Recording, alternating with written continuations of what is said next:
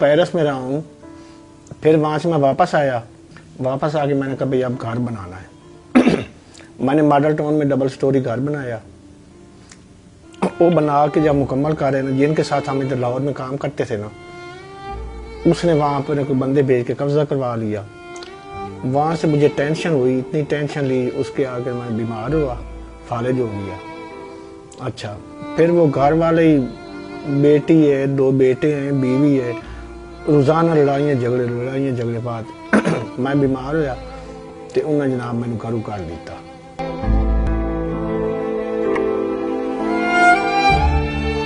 मुझे एक दोस्त मिला गुजरांवाले का था, कहते यार आप जगह जगह पे धक्के खा रहे हो तो आप ऐसा करो, इधर एक इदारा बनाए, आप वहाँ पे चले जाओ। मैंने कहा यार ऐसा एक इदारा जो हमें रिहाइश देगा?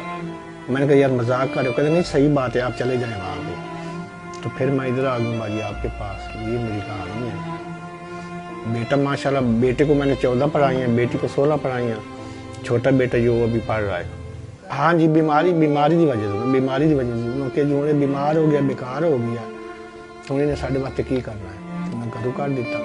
बड़ी दफ़ा मैं कोशिश की थी, मैं वापस गया हूँ। रात में मैं सर्दियों में सरगोदा से आया हूँ, मैं जाता था लेकिन मुझे घर दाखिल नहीं होने देते थे, फिर वापस चला जाता था।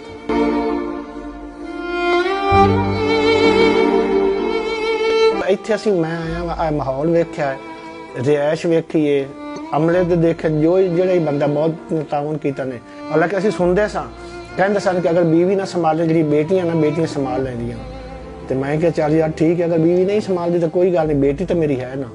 लेकिन नहीं भाई, वो सारे जिहदी मां उन्होंने वो सारे से पासे हो गए। लेकिन ਅਸੀਂ ਸੁਣਦੇ ਆ, भाई छोटे ਹੁੰਦੇ ਅਸੀਂ माँ प्यो सन समझांदा ही, कहना यार ये ना खून सफेद हो रहे हैं। ਅਸੀਂ ਕਹਿੰਦੇ ਸਾਂ ਜੀ ਇਹ ਪਤਾ ਨਹੀਂ ਕੀ ਸਾਨੂੰ ਗੱਲ ਸਮਝਾਉਂਦੇ, ਖੂਨ ਸਫੈਦ ਹੋ ਰਹੇ ਨੇ।